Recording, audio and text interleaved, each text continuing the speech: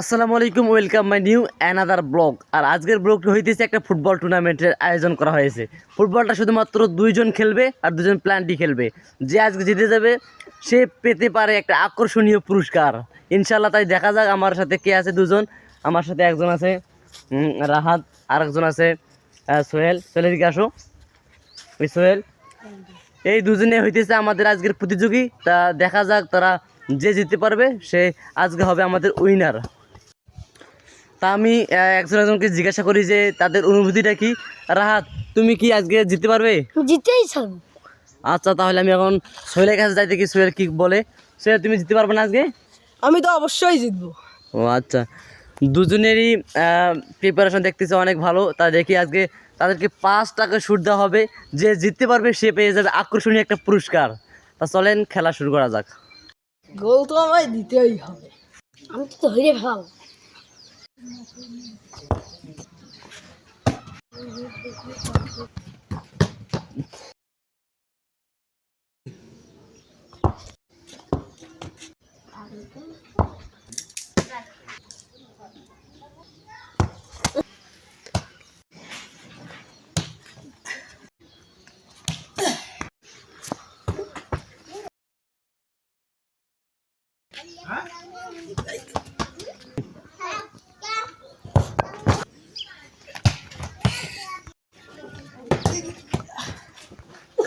আজকে আমরা আমাদের উইনার পেয়ে গেছি। আর আজকে আমাদের উইনার হইতেছে সোহেল।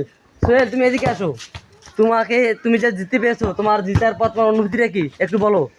আমাকে সেই লাগতেছে। সেই দেখতেছি। আমি একজনকে হারিয়ে দিয়েছি।